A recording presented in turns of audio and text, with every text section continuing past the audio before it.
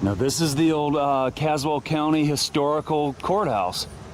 Very beautiful. One of the most beautiful courthouses in the Piedmont of North Carolina, at least. This building has some dark history as well. This is where a senator was ambushed and killed by the KKK. We're in the basement of the courthouse. Kind of spectacular with it if they had them on. This is not in use for courtrooms anymore. There's a new courthouse. When did that cease?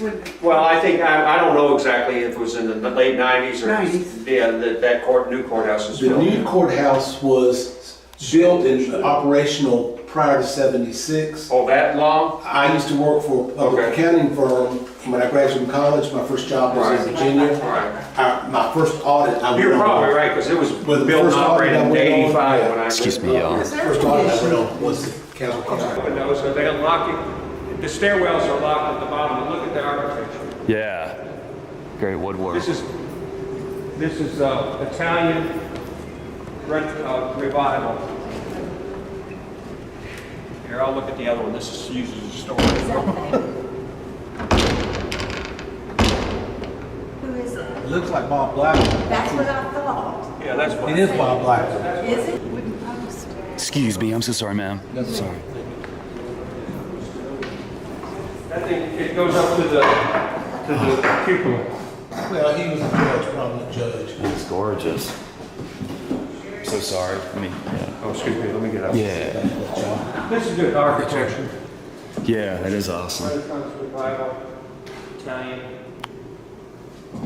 And he wasn't from here, Percival, William Percival. I'm so sorry. Let me. They pointed out he didn't build anything else here. I don't know what else he built in the area. Was he the last judge in this 1861. building? maybe? Who? Bob? Wow. Commission, the fee on it was $28,000. It cost several million to restore it in the late 90s. And now look at the painting. Yeah. This is not scripted, so you have mercy on me or edit it. But John Walter Stevens was a Reconstruction senator during the post-war era in North Carolina. I think originally, and I should have read all my notes before this, I think originally he was from either the Guilford County or that area, but he was a senator here. And of course, he was a Republican. He was a Lincoln Republican. And at that time, Ulysses S. Grant, I believe it was his second term as president, and General Sherman, this was his military district post-war. They had lost their statehood for a period of time after the war. And I don't actually know the specifics. I think they regained it in about 1870, somewhere around there. And that's about the time Stevens was in here. So they were having some kind of Republican meeting in here that day, gathering up here. And the local people, the local party, was the Southern Democratic Party at that time. The head of the Ku Klux Klan was John Lee. John Lee lived within sight of here. Back then, everything was clear cut, and you could actually see his house from here. And right now, there was a school there. I think the Dillard School was there for some years, and now it's been closed and abandoned. And supposedly there are funds now to renovate it for subsidized housing of some type and all that. And I don't think they've started that yet. So anyway, John Lee was the head of the Klan. So they obviously had different political views than the Republican Party.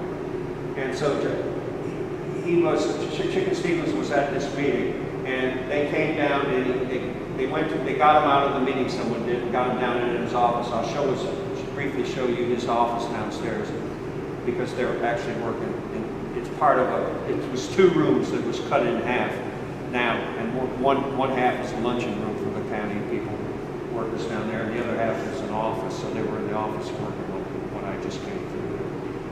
So they called him down into the office, and they had a discussion with him about they wanted him to publicly change some of his views, political views on things. And he said they forcibly took him in there under gunpoint, supposedly. we have a history book on murder in the courthouse in our museum. And there's several versions of all that. And so he said he definitely wouldn't do that. So John Lee left the fellow with a gun in there to shoot him. Well, after a few minutes he came out and he said he couldn't do it. So he sent in Dr. Rowan. Dr. Rowan's house is on the National Register. And another physician in there to cut his throat. No, that was the pocket Colt revolver that was taken from Senator Stevens by the KKK before they killed him. I'll touch it.